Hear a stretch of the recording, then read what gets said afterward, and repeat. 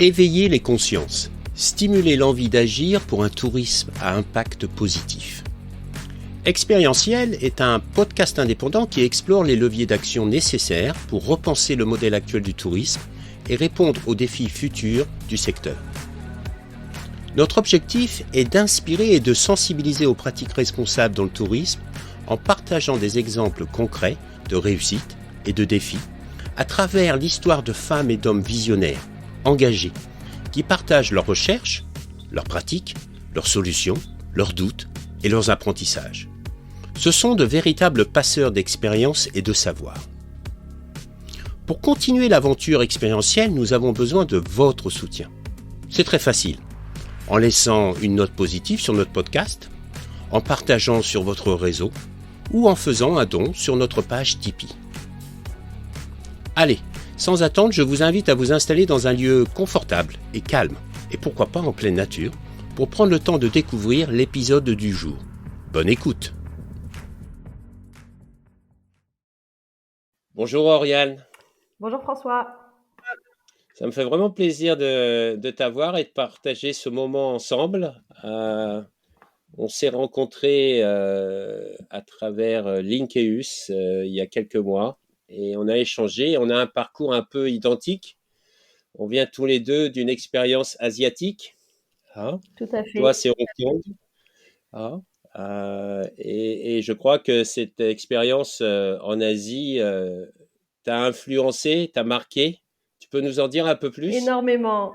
Alors moi, mon histoire avec l'Asie, elle commence enfant. J'ai grandi au Maroc avec des parents très baignés dans différentes cultures du monde, mais je voulais faire du chinois.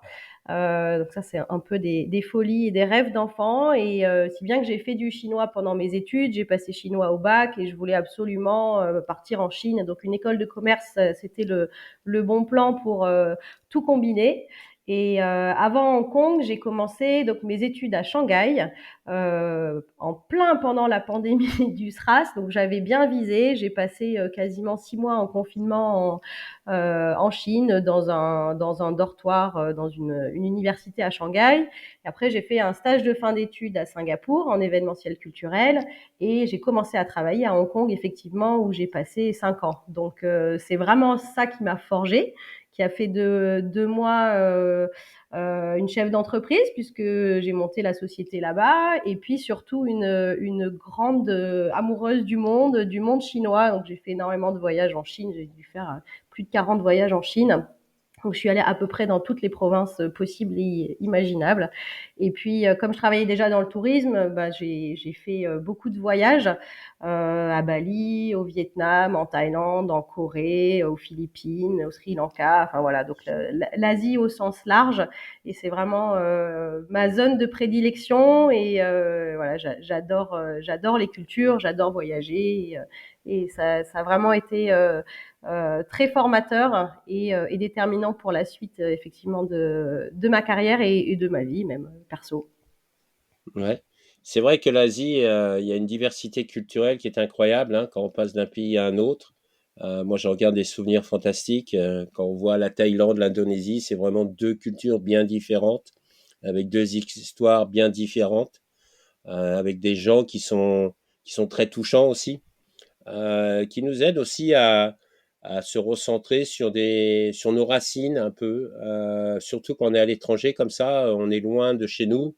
Et puis il y a des moments, bah, on retrouve des racines, on replante des racines dans les différents pays qu'on puisse visiter. Pour toi, de quelle manière ça t'a influencé justement ces voyages et cette période passée en Chine? Alors, déjà, il y a une grande humilité, je pense une conscience du monde, ne serait-ce que quand on voyage. Moi, j'ai toujours le nez collé au hublot et puis on se dit: «On est vraiment pas grand-chose sur cette planète». On voit, en dessous des rivières, des montagnes, des villes, des ports, voilà, c'est vraiment le sentiment de se dire: «On est un petit bout, on vient de quelque part, on vient de notre famille, de notre rue, mais le monde est vaste». Il y a énormément de cultures, de civilisations différentes. Alors bon, quand on plonge dans la culture chinoise, voilà, c'est impalpable tellement c'est grand. Tu parlais de la diversité d'un pays à l'autre, mais rien qu'en Chine, La Chine, je crois que ça Mmh. fait 17 fois la France. Quand on est à Urumqi, on est avec des Ouïghours à faire du chameau dans le désert. Dans le sud, on est plus proche des rizières.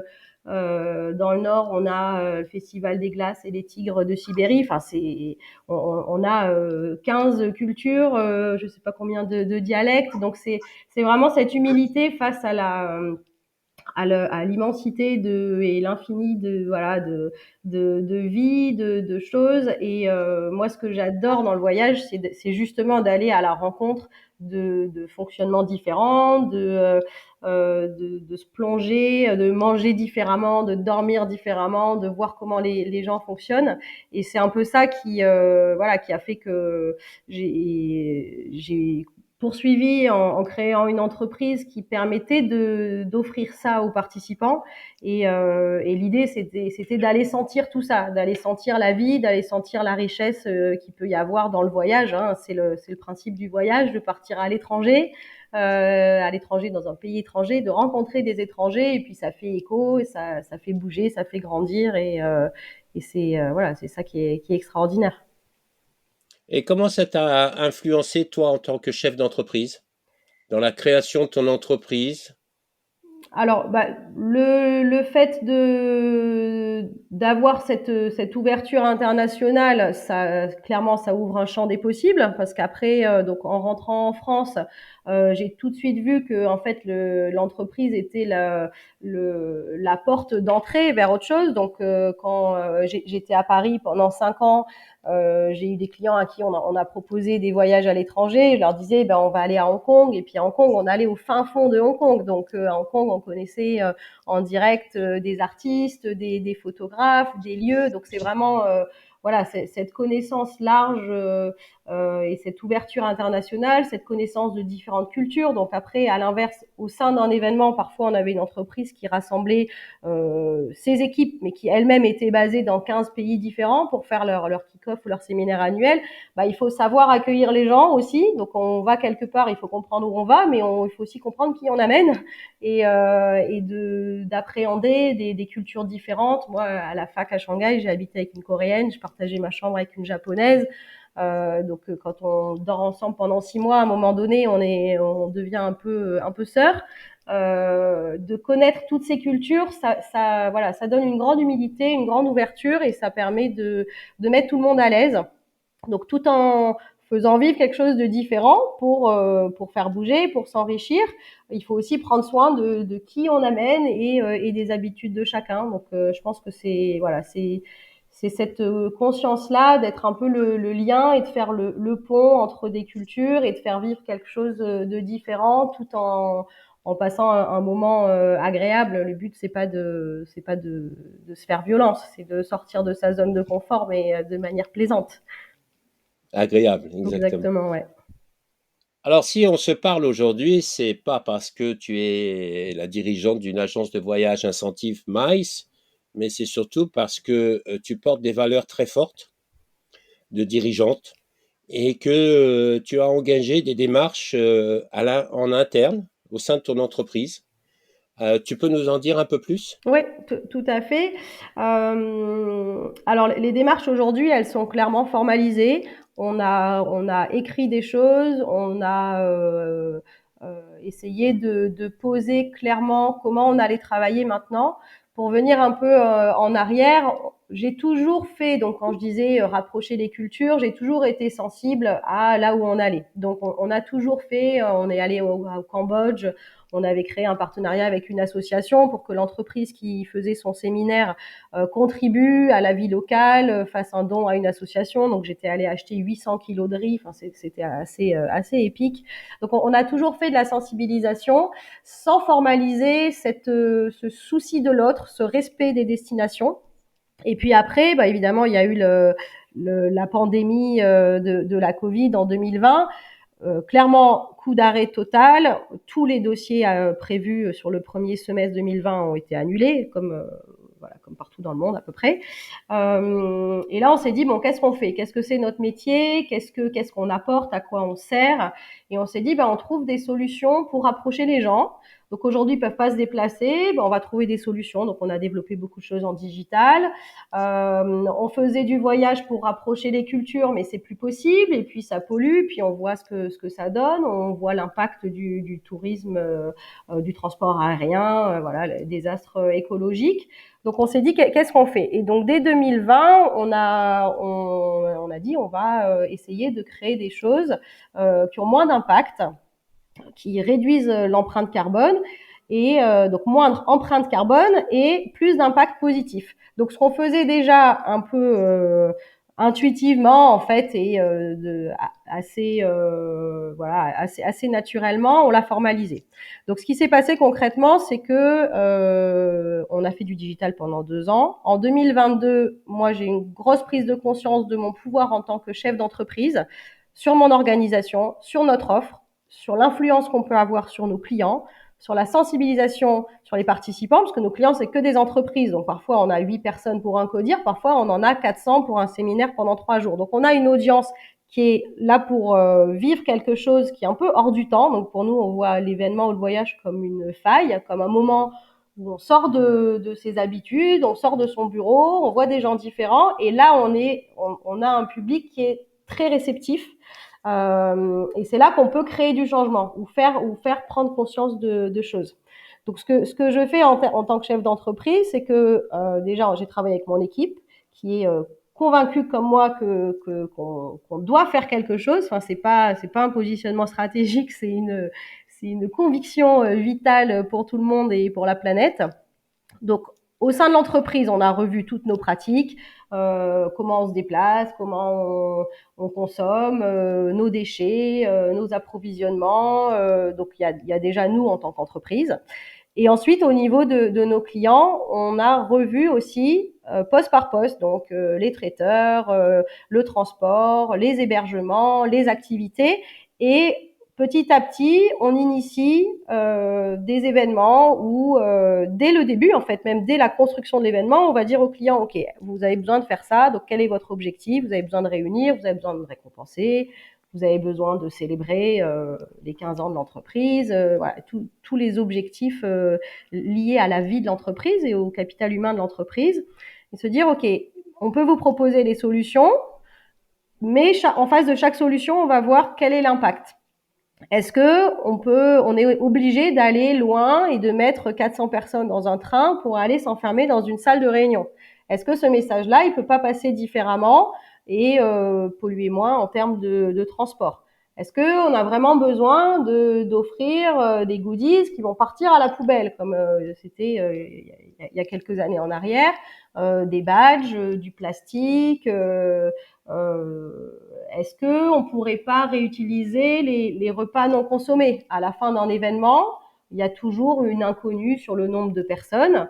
On a beau ajuster, on n'est pas à l'abri d'avoir des déchets. Est-ce qu'on peut pas en amont, avant d'aller dans une ville, voir s'il n'y a pas une association locale qui va récupérer les repas? Voilà. Donc de le construire dès le départ, c'est vraiment ça où moi je me suis dit j'ai un pouvoir sur notre offre, sur notre accompagnement avec nos clients. Eh ben on va le mettre en route et on va le proposer et petit à petit, c'est comme ça qu'on fait des choses qui ont une moindre empreinte carbone et un plus gros impact bénéfique et solidaire et local. Donc, comment réagissent justement les clients? Est-ce qu'aujourd'hui, c'est quelque chose qui est accueilli? C'est quelque chose qui surprend? Est-ce que tu vois une évolution justement dans les demandes de tes clients qui avant disaient ben voilà on veut partir à tel endroit et puis comme tu l'as très bien décrit avec les goodies et tout le taratata, ou maintenant il y a de plus en plus de conscience et d'envie justement de pas juste aller sur une destination mais d'avoir vraiment un impact positif. Alors clairement, la prise de conscience, elle est de plus en plus importante. Il y a aucune entreprise qui nous dit ah non, on s'en fiche complètement. Ça, voilà, c'est clairement le message est de plus en plus admis. Tout le monde a conscience que on va dans un mur et qu'il faudrait y aller et taper un peu moins fort. Néanmoins, il y a des structures qui aujourd'hui ont beaucoup de mal à changer. Donc, on a tous les cas de figure. On a des clients qui sont hyper engagés, qui ont eux-mêmes des modèles dans l'économie de la fonctionnalité, dans le circulaire, qui travaillent avec des personnes en situation de handicap, qui ont une démarche RSE très construite, qui sont même certains construits là-dessus depuis le début. Donc eux, il y a pas de souci. On est vraiment leur équipe externalisée de création de leur ce qu'on appelle nous la politique événementielle. Donc en fait, ce qu'on fait, ça ne fait que renforcer leurs valeurs, renforcer leur mission, et on continue à décliner dans les événements, dans les rencontres, et traduire ce qu'ils sont. Donc là, il y a pas de difficulté. Là où c'est un peu plus compliqué, c'est quand on a des entreprises qui sont souvent des grosses structures, où déjà en interne, il y a autant d'intérêts différents que de personnes, bon, comme partout, mais plus on est nombreux, plus c'est complexe. Et où, quand on a vendu que le voyage, c'était la récompense pour les meilleurs, ou c'est l'événement exceptionnel de l'année, et que depuis des années, ça fait partie de leur vie, de leur entreprise et de leur culture d'entreprise, de faire une super fête en fin d'année. Si on dit bah, cette année il y en a pas, ou cette année on va réduire, ou il y aura moins de viande, ou il y aura moins de ci, il y aura moins de ça, ça prend du temps, et c'est pas forcément facile la première année. Donc nous, c'est pas grave. On va pas se dire ah bah non, on va pas travailler pour ces clients-là parce qu'ils polluent. Quelque part, tout le monde pollue. À partir du moment où on fait quelque chose, sinon on reste chacun chez soi, et on fait plus rien. Donc moi, je suis pas pour dire on arrête tout. Même moi, je prends l'avion. Je me dis tant que mon action au global est positive. Si je prends l'avion parce que j'ai pas le choix, mais que là où je vais, je fais une conférence et que je touche 200 personnes, la balance, elle est peut-être encore bonne. Le jour où ça n'a plus de sens, on se dira bon ben en fait là c'est voilà, ça c'est stupide, c'est trop déséquilibré, on arrête. Et pour les clients, c'est la même chose. Donc il y a des clients qui nous disent bon cette année on va y aller petit à petit, pas à pas, on va introduire ça, on va introduire une mesure de notre événement, puis comme ça l'année prochaine on montrera que les efforts ont payé. Et voilà, ça se fait dans la durée, chacun son rythme. Donc évidemment, plus vite on change, mieux c'est, mais on accompagne nos clients là où ils en sont. Alors, quels sont les prochains projets justement pour ton agence de voyage Refills Event? Alors les projets, on est là aujourd'hui en 2023, on est plutôt sur de la consolidation de la structuration de l'agence, puisqu'on est en croissance, donc on travaille beaucoup sur la structure de la société en tant que société, et sur la mutation de notre offre justement pour proposer des événements plus utiles, plus responsables. Donc les projets, c'est de travailler, de développer des partenariats et de décortiquer encore plus notre offre pour arriver avec des solutions qui répondent à tous les besoins de nos clients, donc tout en restant sur des solutions originales et créatives, parce qu'on aime beaucoup inventer des choses. Et puis je reboucle avec ce qu'on disait au début, c'est aussi justement l'ouverture et la curiosité de démarrage de tout ce qu'on est allé piocher à droite à gauche dans différents métiers, dans différents pays, dans différentes cultures. C'est ça qui nourrit la créativité, c'est de faire des ponts et des associations originales. Donc on essaie de continuer à apporter cette qualité de service, tout en ayant déjà nous réfléchi à tous les éléments et toutes les parties prenantes d'un événement. Donc on, on renforce notre ADN et notre structure dans ce sens. Donc toi, en tant que dirigeante, tu dois t'informer, te former aussi à l'évolution des entreprises par rapport aux enjeux actuels, etc. Est-ce que tu restes dans le tourisme ou tu vas voir justement, tu vas voir dans d'autres environnements pour justement récupérer de la connaissance, des idées en disant tiens, on pourrait explorer ça. J'ai vu tout à l'heure, tu m'as parlé de l'économie de la fonctionnalité, tu m'as parlé de l'économie circulaire. Est-ce que, par exemple, tu réfléchis à une transformation de ton modèle économique? Où c'est que tu vas puiser toutes ces informations? Alors, moi, je suis une grande curieuse, je tiens pas en place et je suis un vrai caméléon.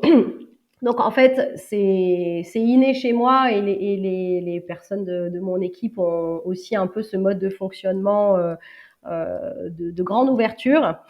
Donc à titre, j'allais dire perso, mais en fait c'est du perso pro. Ce que je fais, c'est que depuis 2 ans, j'ai mis en place pour moi-même des journées que j'appelle des journées Vie ma vie, où je demande à des personnes que je rencontre, alors ça peut être des amis, ça peut être des personnes que j'ai rencontrées dans des groupements de chefs d'entreprise ou autres, à leur dire est-ce que je peux passer une semaine, pardon, pas une semaine, une journée, sinon ce serait bien, mais c'est pas possible, une journée à côté de toi, je dis rien, je me mets en mode observation et je ressens ta vie. Alors bon, ça fait peur, les gens ils se disent qu'est-ce qu'elle fait? Elle note, elle est un peu bizarre celle-là, mais en fait, c'est vraiment des immersions dans des univers différents. Donc j'ai fait ça une fois avec une société qui fait du nettoyage industriel de cimenterie et de déchetterie. Donc je me suis retrouvée avec un masque et un casque, voilà. J'ai fait ça avec une avocate, avec une personne qui travaille dans les ressources humaines, enfin vraiment dans des univers totalement différents, mais où je capte et où je me plonge dans un autre univers. Donc ça, c'est des expériences qui me permettent de voir comment fonctionnent les autres entreprises. Après, on le fait avec nos clients. Nous, on est en contact avec des clients dans des métiers très différents. Donc, on a des PME, on a des startups, on a des grands groupes.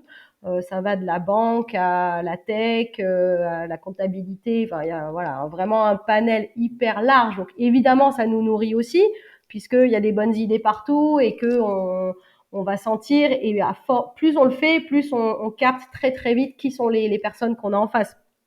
Et eux, quand ils sont dedans, ils se rendent pas compte qu'en fait, ils sont tous d'un même style. Et ça on le capte toujours. Donc évidemment, tout ça, ça me nourrit moi et ça me nourrit en tant que chef d'entreprise pour après voir ce que moi j'ai envie de mettre dans ma culture d'entreprise et je la construis comme ça. Et puis après, je la construis aussi évidemment avec mon équipe puisqu'on on est tout le temps en train de brainstormer. Alors c'était déjà le cas, mais alors depuis 2020 où tout le monde nous a dit il faut sortir de sa zone de confort, il faut être agile. Nous, on fait 42 pirouettes par jour. Hein. On est en plein dedans tout le temps. Alors, d'avoir été dans des entreprises comme ça et de passer une journée à observer un peu le fonctionnement, est-ce qu'il y a quelque chose ou quelle que soit l'activité de l'entreprise de commun? Dans toutes les sociétés que j'ai observées, Ouais, est-ce que c'est une problématique? Est-ce que c'est un style de management? Est-ce que c'est des questions opérationnelles qui reviennent toujours? Euh, ou est-ce que c'est des gens qui sont justement peut-être un peu comme toi, qui sont curieux et qui vont à chaque fois essayer d'aller un peu plus loin, d'améliorer, de réduire leurs impacts, ou c'est des, je sais pas. c'est tellement varié qu'il y a de tout. Après, le sujet en tout cas qui me touche moi, c'est l'humain, c'est les interactions. Euh, et c'est la culture et l'univers en fait dans lequel les personnes évoluent. Donc et ça c'est assez imperceptible quand on y est, mais quand on a un poste d'observateur, c'est là qu'on voit la grande richesse et la singularité. Et c'est ça que j'adore faire dans le voyage où parfois on rencontre des passionnés de la voile, des passionnés de la nourriture, et c'est de découvrir leur talent et de se dire mais en fait cette personne-là elle a tellement de choses à raconter que ça va être intéressant de la faire découvrir à un groupe ou à des personnes de rapprocher justement des mondes parfois complètement différents. Ce qui est marrant, c'est que en t'écoutant et d'avoir fait cette expérience d'aller passer une journée en observation dans des entreprises comme ça me fait penser un peu à ton enfance, quoi. C'est-à-dire que quand tu as été voyager en Asie, etc., et que tu as été de culture à culture, etc., peut-être c'est ça aussi, ça fait partie de ton ADN, de qui tu es, et ce qui t'anime, pardon, et qui répond aussi à ce besoin, à cette curiosité, à ce besoin de s'enrichir humainement, d'aller vers l'autre et d'apprendre et de comprendre. Donc ça, c'est très intéressant. C'est ça. C'est marrant. C'est ce que je disais, caméléon. Alors c'est marrant parce que quand j'étais alors vraiment toute petite, je devais avoir 3, 4, 5 ans, à la plage de Saïdia au Maroc, il y avait des caméléons. Et avec mon frère, c'était le grand jeu de trouver les caméléons. Donc en plus, c'est l'animal introuvable par excellence. Donc caché dans les, dans les branches, un coup marron, un coup vert. un coup gris, un coup jaune. Et en fait, c'est vraiment ça l'exercice, mais c'est même pas un exercice, c'est pas un effort, hein, c'est complètement naturel. Et j'ai une copine une fois qui m'avait dit, mais alors toi, t'es incroyable parce que tu peux nous faire un trek en short avec un sifflet à faire avancer 15 personnes pour faire une chasse au trésor. Et puis le lendemain, tu peux faire la soirée chez Monsieur l'ambassadeur avec les Ferrero Rocher et le chignon et la petite robe noire. Et en fait, c'est ça. Et c'est un peu ça que Refill Events propose aujourd'hui, c'est de faire vivre des choses qui correspondent aux gens, mais qui les fait aussi avancer, qui les fait s'ouvrir et qui les fait se rapprocher avec le monde au sens large. Super. Merci beaucoup. Une dernière question. Ouais. Oriane, optimiste ou pessimiste? Alors, fondamentalement, je suis optimiste. Ça, c'est ma nature profonde. J'aime les gens, j'aime la vie, j'ai confiance de prime abord, je donne ma confiance. Voilà, c'est mon ADN. Après, évidemment, la situation est inquiétante, mais je reste optimiste, vraiment. Super. Merci beaucoup, Oriane. Merci, Je te François. souhaite une très belle journée. Prends bien soin de toi parce que je sais que c'est pas la grande forme, une petite crève là derrière, hein. Donc, prends bien soin de toi. Merci, François. À très bientôt. Nous espérons que cet épisode vous a été enrichissant et que nous avons pu semer des graines d'inspiration et d'action pour vous accompagner dans votre démarche vers un tourisme à impact positif. Pour rester au courant de toutes nos dernières actualités, suivez-nous sur notre page expérientielle sur LinkedIn, Instagram ou Facebook. À bientôt sur Expérientiel, le podcast du tourisme positif.